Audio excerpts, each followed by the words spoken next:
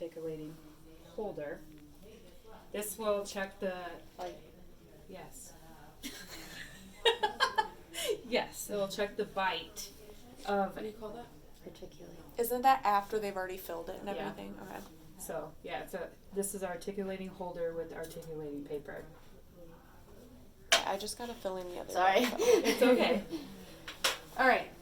So, normally, like, your boss would have a mirror and Explorer. They always do, okay? Because this is their side normally, and this is our side. So, and then, I don't know, depending on what they use around here. Remember I kind of showed you guys that? I'm going to look for, That's This this is to go around the tooth, so when they do a filling, they can. it's a matrix holder. Yeah. It's called a matrix holder. And depending on if you're doing an upper or a lower, so I'm just going to do one. You put it on whatever arch. So let's say we're going to do tooth number 19. Let me try to figure this out. Because we use Auto Matrix, and that's probably if you do amalgam. Maybe they will use these. I'm not totally sure. But Auto Matrix, they're already in a form around, and they have like a I don't know, like a screw in. You put, it's like a matrix, and you can twist it, and it will tighten to the tooth.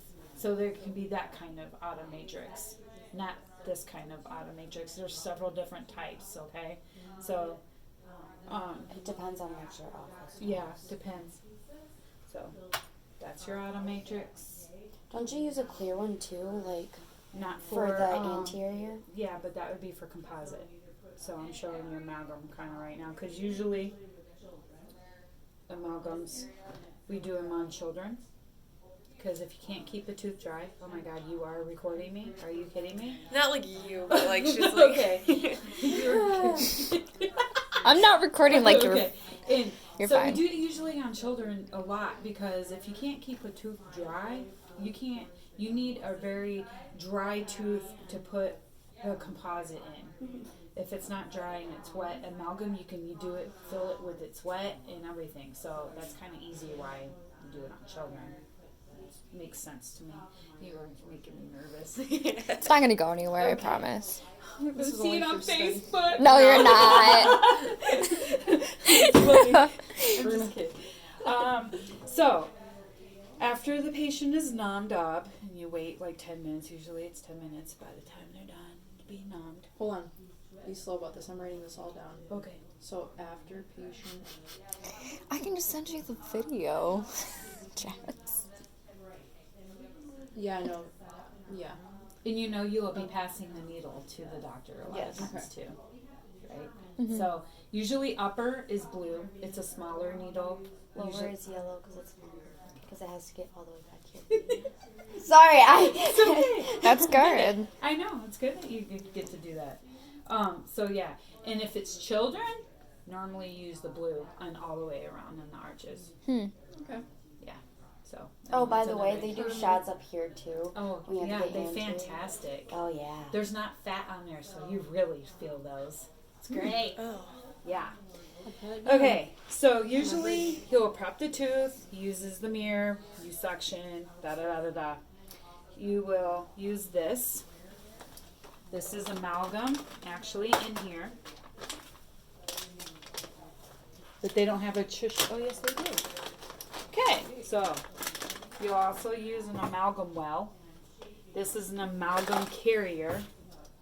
Actually, that other one was open. Could have gotten that one. So these are the things that you need to have to be set up and how to set them up. But I can't get this stinking thing open. Here we go, I think. So this is an amalgam carrier, okay? So I would have my stuff like this, you know, and I would have gauze too, but here you go. Let's just play this role.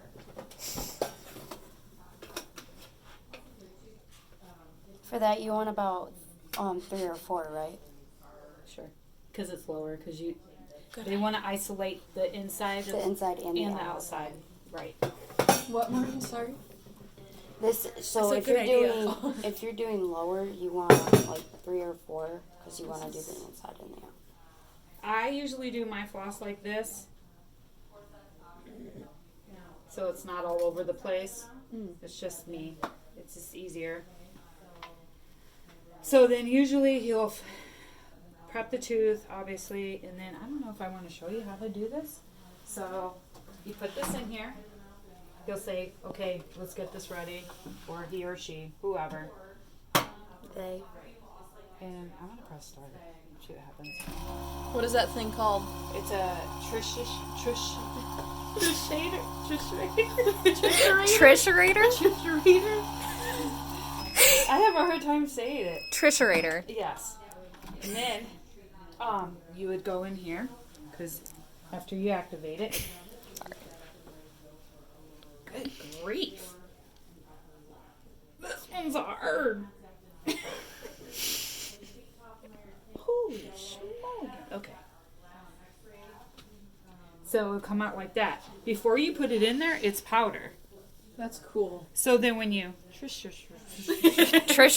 Trisherator it comes out like that. Okay? And what's this called? This is an amalgam well. It looks like a little well. So then, a little what? Well. So you have on this amalgam carrier, you have a small end and a large end. Okay?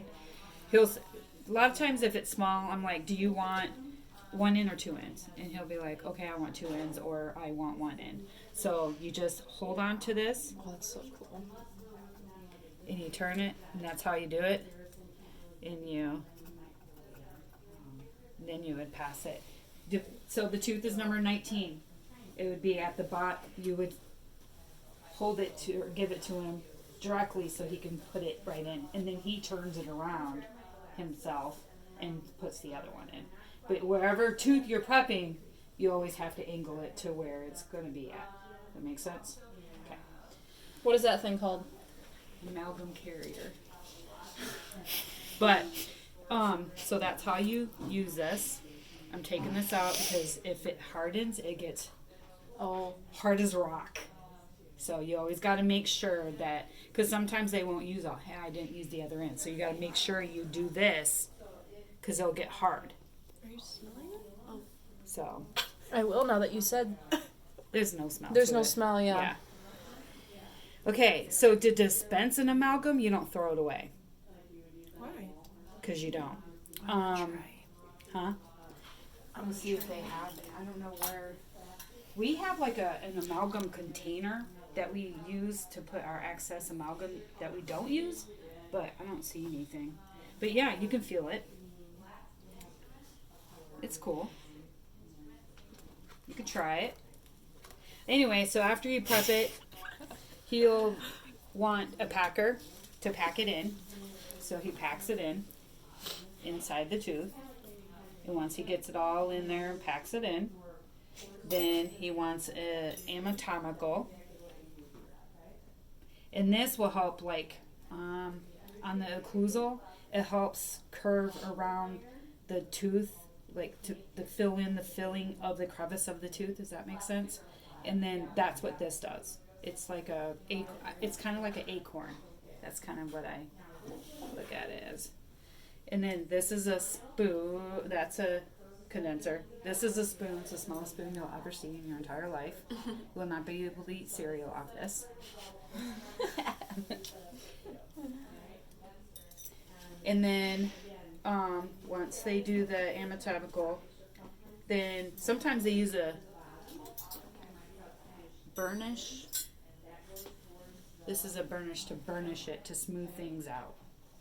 It's round. I don't see a discoid on here, which doesn't make sense to me, because a discoid is like when you adjust the bite, it's like a different shape of a disc. I wish I could show you, because usually it should be in this prep, but okay. I have a question. Mm-hmm. So, do we have this whole thing? Now, like we have trays. Okay. And That's what I we figured, put yeah. our whole, it's like we wrap them after we're done, and like it looks like one of those old school kid hair ties, and we put it in the ultrasonic. And Oh, then, okay. Then we put them in the pouches to be Okay. sterilized. So then we automatically, we don't have the cassettes.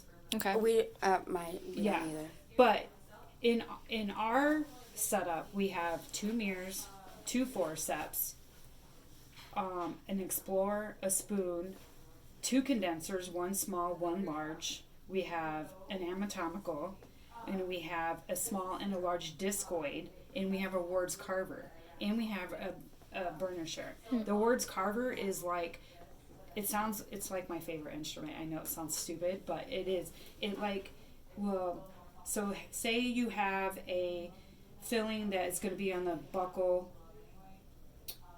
mesial buccal, so it's in between the contact and sorta on the front side of the tooth. The Ward's carver helps. It has. I don't understand why they don't have it, but it has like a sharp. It's kind of like corner, and it like curves around the contour of the tooth, and it helps remove. It makes it smooth. So like that's my favorite instrument, but I don't know why there's like things missing in this stupid thing. So, yeah, I don't know. I would put discoid on there for an instrument, so you know what they when someone tells you about it, because technically to me it should be in this procedure. Yeah. So discoid and a Ward's carver. How do you spell discoid or coid? Discoid. COID. Yeah. And then a Ward's carver. So, I mean, So then, how would the setup go if you had those tools? I would put them from the beginning to the end. Well, I mean the tools that you just recommended, like that we should have. Like, where would Okay, that go? So, let's say the mirror explore would be first. So, let's Yeah. figure this out. It would be mirror, explore, spoon. Then I would have a small and large condenser. Okay. Okay. Then I would have anatomical, because that Okay. would be next. Then I would have a small and large discoid. Okay. Then I would have a Ward's carver and a ball burnisher, Okay. which is this guy would be last. All right. Yeah. So this is called a plastic instrument with a condenser on it. Okay, maybe they might use this as a small condenser, and this could be, see how one side is small and one side's large. Maybe they use it for a large. They pack the small in first when they first start, and when they're almost done, they use the large one to pack the top. If that makes sense, because the smaller you go, the bigger it is. But you also can use this plastic instrument for a buccal. So they just smooth out the buccal cervical area of the cavity, you know, where you fill in the filling. So that's what that is. Plastic instrument. That's what it's called. Plastic instrument. Okay. With a condenser. Write it down. Right down. So that would be plastic, right? Yeah. Right here, the flat surface. Because it almost looks like a golf club. Yeah. Plastic. I mean, I kind of, you know. If this would even like. plastic. Well, you know what I mean. If you want to, I'm very hands-on, So but I that's try to find plastic. things that kind of reminds me of it, so It's I can condenser. remember it. Yeah. So like this looks like an Condenser. acorn, sorta. You know what I mean? Anatomical. So what's that thing called? A plastic? It's a plastic instrument, And then. and then at the end is they could call it a plugger too. Oh, a plugger? So doctors may say, "Hey, I want a plugger," but the condenser and a plugger is the same stupid thing. Just saying. So when we're doing the procedure, does the doctor usually say, I need this tool, or do you just hand them those tools? Once you start working with him, you'll know Okay. what he wants. Okay. Because you have to be ahead of them. Yes, of course. So, but there's times that you will give him what he is supposed to have, and he'll Yeah. be like, "No, I want this instead." Okay. So, and that's okay, because he's the doctor and he does whatever he wants. Yeah. But so don't feel bad. Okay. It's just this tooth needs this time and that. So basically, when they have the tool, should you get the next tool ready then? Yes. And then, So I'll have it ready and held up, yeah. and then when he wants it, they're not even looking at you. You Yeah. just- Okay. Yeah. Make sure you firmly place it in their hands too, so they know that it's there. Yeah.